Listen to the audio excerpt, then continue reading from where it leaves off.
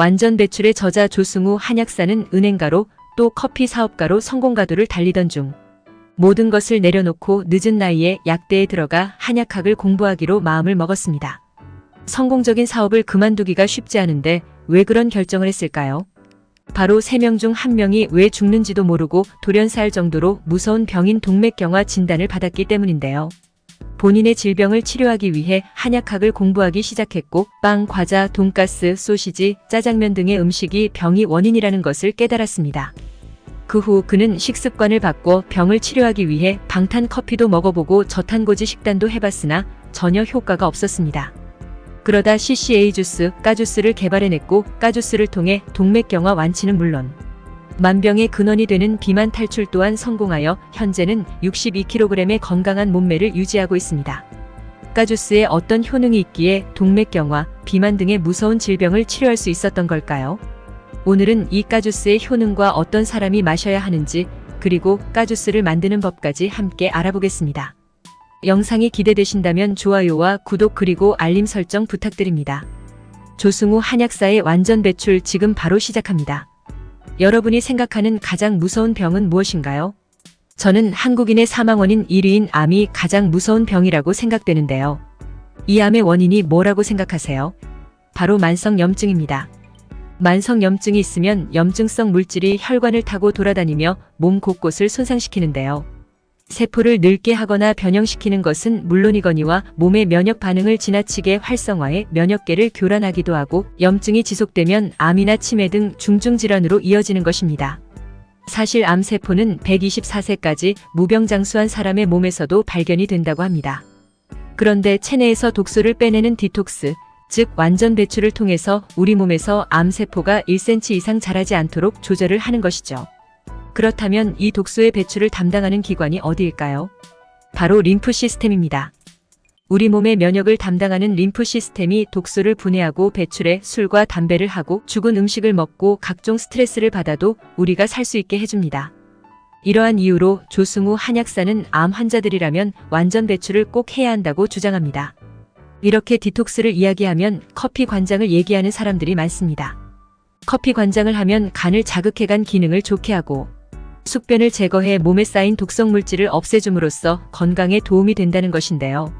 하지만 미국 국립암연구소의 연구 결과 커피 관장은 의학적으로 근거가 전혀 없고 오히려 잦은 커피 관장은 이온 불균형 감염, 출혈 등과 같은 합병증을 불러온다고 말합니다.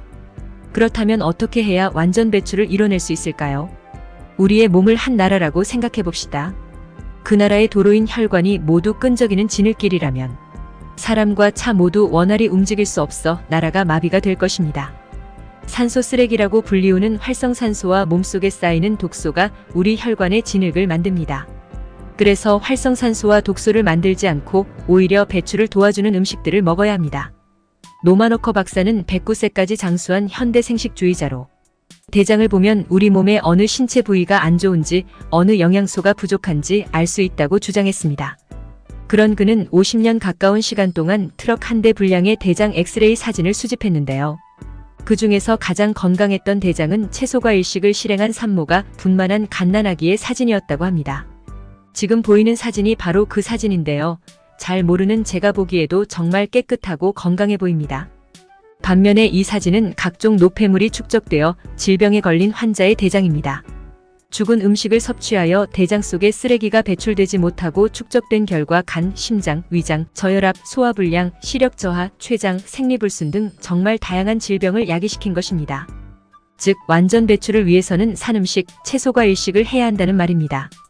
조승우 한약사는 많고 많은 채소과일 중에서도 당근, 양배추 그리고 사과로 만든 주스를 추천합니다. 캐럿, 캐비지, 애플의 앞 글자를 따 CCA 주스, 까주스라고도 부르는데요. 사실 채소와 과일은 각각 나름대로의 영향이 있고 쓸모가 있기 때문에 취향과 건강 상태에 따라 무엇을 먹어도 좋습니다.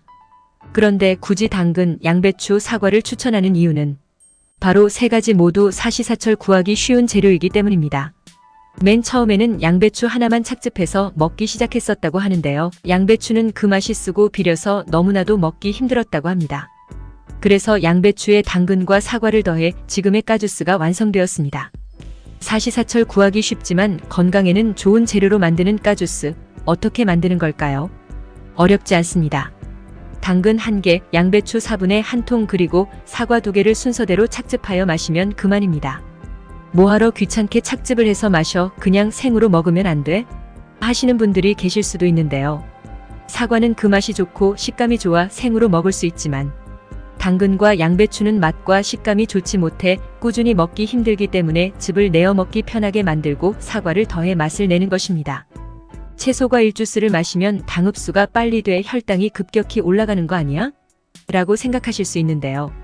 시중에서 파는 과일 주스는 설탕 및 각종 화학물이 첨가됐기 때문에 혈당이 올라가는 것이 당연합니다. 하지만 조승우 한약사는 집에서 직접 갈아 만든 무첨가 주스는 절대 간과 콩팥을 공격하지 않고 혈당 피크를 올리지 않는다고 말합니다.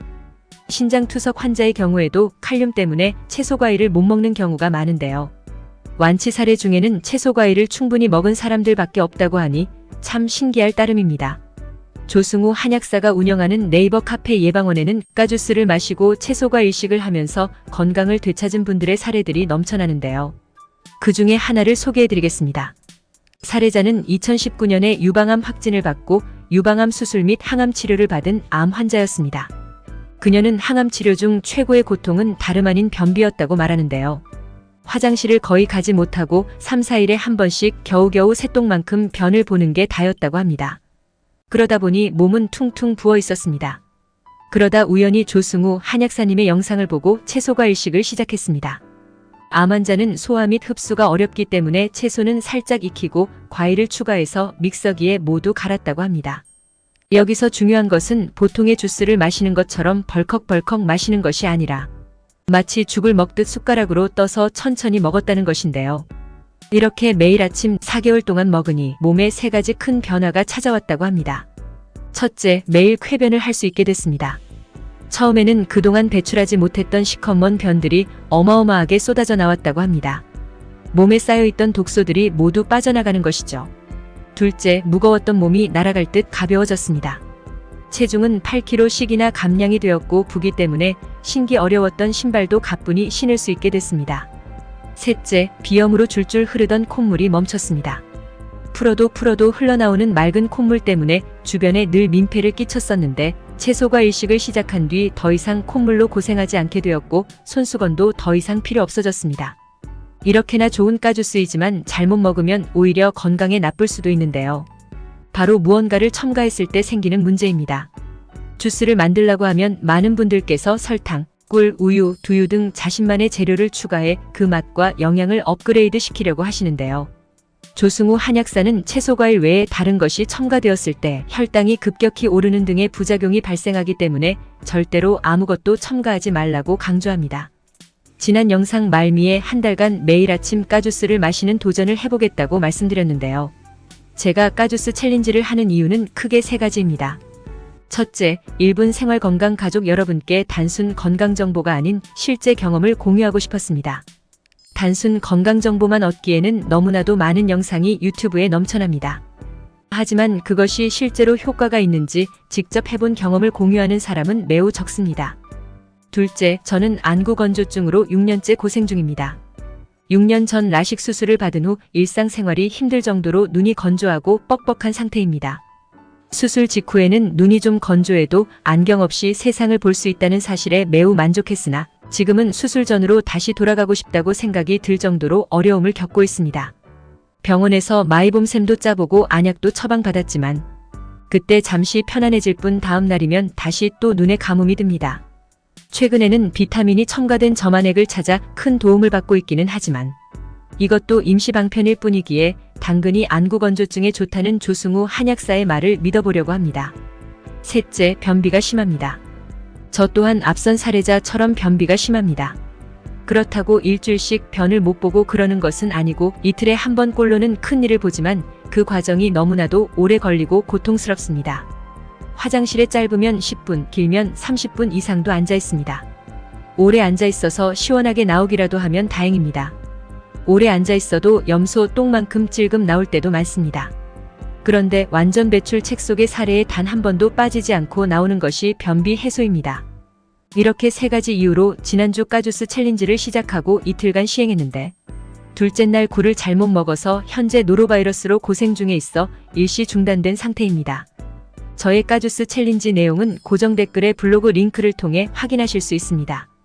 혹시 저와 함께 까주스 챌린지를 하고 싶으신 분이 계시다면 고정 댓글에 카카오톡 단톡방에 입장해주세요. 서로 자신의 경험을 공유하며 대화할 수 있는 공간입니다. 지난 시간에는 까주스의 재료 중 하나인 당근의 효능에 대해 알아봤는데요. 아직 못 보신 가족분들이 계시다면 지금 화면 왼쪽에 표시되는 추천 영상을 꼭 시청해주세요. 지금까지 긴 영상 시청해주셔서 감사합니다. 늘 건강하시고 행복하세요.